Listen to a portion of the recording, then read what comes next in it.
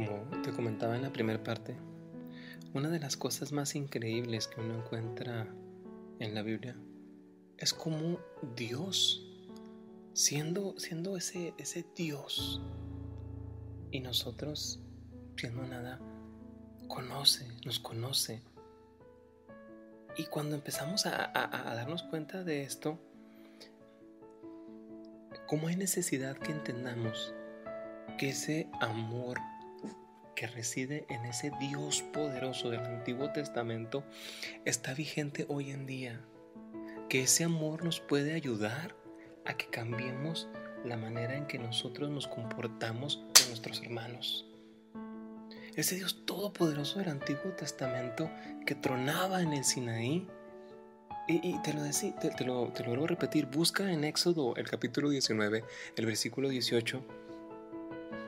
En el versículo 18, fíjate lo que dice la palabra de Dios, dice: todo el monte Sinaí humeaba, porque Jehová había descendido sobre él en fuego. Fíjate cómo se manifiesta Dios. Y dice: y el humo subía como el humo de un horno, y todo el monte se estremecía en gran manera. Y el versículo 19 está tremendo, porque dice que el sonido de la bocina iba aumentando en extremo. Moisés hablaba y Dios le respondía con voz tronante. ¿Te das cuenta de esto? Hay veces es necesario que nosotros nos estremezcamos cuando Dios desciende, porque Dios desciende con fuego. Muchos me van a decir: hermano, es que usted está loco, y ahorita van a empezar con las cuestiones de doctrina, pero la palabra de Dios dice que Dios desciende con fuego. Y cuando Dios dice que desciende con fuego, desciende con su Espíritu Santo. Y eso que tú estás sintiendo ahorita mismo en tu corazón no es porque yo tenga algo especial. Es porque yo te estoy diciendo lo que la santa palabra de Dios dice, y la palabra de Dios está empezando a hacer que tú sientas en tu corazón su palabra. Que tú empieces a hacer reflexión de cómo has tomado el amor de Dios en tu vida y cómo no le has permitido al amor de Dios en tu vida que empiece a cambiar esos aspectos ásperos y difíciles de la vida. Dios es fuego. Yo les he enseñado a unos hermanos que cuando entendemos esto, hermanos, híjole, empiezas a comprender el proceso de Dios en tu vida. Dios lo primero que hace es te agarra y te mete en el fuego. Después de que te mete en el fuego, porque muchos de los hermanos a veces me dicen con mucho amor, Dios los bendiga, hermanos que me han pedido la oración por esto. Me dice: hermano, ora por mí, porque Dios me está pasando por fuego. Y cuando ellos me dicen esto, hay veces puedo llegar a sonar algo rudo. Y yo les digo: hermano, es el principio. Porque primero la palabra de Dios dice que te va a pasar por fuego, te va a meter en el fuego. Segundo, te va a agarrar y te va a fundir como a la plata. Y el tercero, hermano, te va a fundir como a la plata y te va a refinar como al oro. Dale lugar al amor de Dios en tu vida. Y cuando el Espíritu se haga presente y empiece a hacerte consciente de las cosas que no has cambiado, deja que el Espíritu de Dios te estremezca, te sacuda y te haga entender el Espíritu de Dios en lo que estás mal. Ahora, hermano, te voy a decir una cosa. Muchas de las veces he escuchado yo a hermanos que postrados, hermano, de rodillas, empiezan a pedirle a Dios que les hable. Empiezan a pedirle a Dios que les ministre. Empiezan a pedirle a Dios que les muestre su santa voluntad. ¿Y sabes qué es lo que pasa, hermano? Cuando Dios empieza a hablar con esa voz tronante, se asustan. Y mejor, hermano, no vuelven a pedir la presencia de la voz de Dios. Dios te habla hoy, hermano. Dios habla hoy. Pero hay que obedecer la voz de Dios. Mira, hermano, si regresamos a la conversación, te vas a dar cuenta. En Juan 21, el capítulo 21, el versículo 15, ve la primera pregunta. No es simplemente ¿me amas? El Señor le dice: ¿me amas más que estos? Y Pedro responde: sí, Señor, tú sabes que te amo. Él le dijo: apacienta mis corderos. Hoy Jesús te hace esta pregunta. ¿Tú amas a Dios más que tus hermanos? Fíjate la pregunta, hermano. Esta pregunta es para ti. Y si tú contestas sí, entonces la responsabilidad que tiene ahí, donde dice, apacienta mis corderos. ¿Sabes a quién tomo yo ahorita como los corderos? A los chiquitos, a los niños, a los jóvenes. Me tocó verlo, hermano, en la iglesia. Los niños son. Y son inquietos. Y hoy yo veía a un pequeño que corría y brincaba y de repente entraba corriendo a la nave mientras estaba el culto y mientras el pastor estaba predicando, de repente llegaba brincando con su mamá y su papá.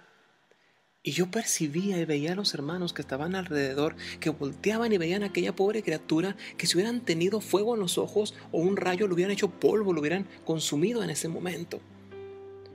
Pero ninguno se paró. Y fue y lo tomó en brazos y lo sacó afuera para explicarle y decirle, hijo, Dios está aquí y tú tienes que respetar a papá Dios. Muchos hermanos piensan y dicen, si fuera mi hijo ya lo hubieran nalgueado, ya le hubiera puesto un correctivo. Sí, hermano, pero ¿qué estás haciendo tú por los pequeños corderitos? Esos corderitos brincones, ¿qué estás haciendo? ¿Cuántas veces en amor, movido por el amor de Dios, has sido tú con el pastor de los niños y le has dicho, ¿sabes qué, hermano? Vamos a orar, vamos a interceder delante de Dios para que ese espíritu de paz que proviene de Dios se haga manifiesto en tu culto infantil y esos niños no anden corriendo? ¿Sí lo has hecho, hermano? ¿Sí lo has hecho? ¿O te limitas a hacer juicio? Y aparte de hacer juicio, condenas. ¿Qué pasa con nuestros jóvenes? ¿Qué te pasa? Hermano, ¿qué te pasa con los jóvenes? Y te digo, ¿qué te pasa, hermano? Porque yo soy pastor de jóvenes. Y yo que tengo la oportunidad de ministrarlos y de platicar con ellos, hermano, me doy cuenta que hay veces estos jóvenes caen, hermano, porque están en la búsqueda de la voluntad de Dios. Hay veces estos jóvenes, hermano, se equivocan en la búsqueda. Ellos piensan que están haciendo bien las cosas y están mal. Y a mí me toca platicar con ellos. Pero ¿sabes qué, hermano? ¿Qué es lo más triste de todo esto?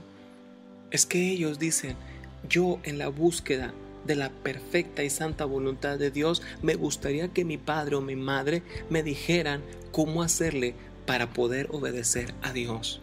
Y yo les digo, es sencillo, búsquelo en la Biblia. Y me dicen, ¿sabe qué, hermano Saulo? Hay veces para nosotros buscar la voluntad de Dios es algo difícil. Y yo les pregunto, ¿por qué? Dice, porque yo veo a mi madre y a mi padre que no buscan la voluntad de Dios. Hay veces los pastores y usted, hermano, nos hablan mucho del amor de Dios. Y yo lo que veo en mi casa son palabras ásperas de mi padre para mi madre. Hay veces veo gritos. Hay veces veo peleas y veo contienda, y es cuando yo me empiezo a cuestionar por qué mi papá y mi mamá no pueden dejar que el amor de Dios cambie sus vidas. ¿Por qué cuando hay un problema o una discusión no pueden tener su discusión?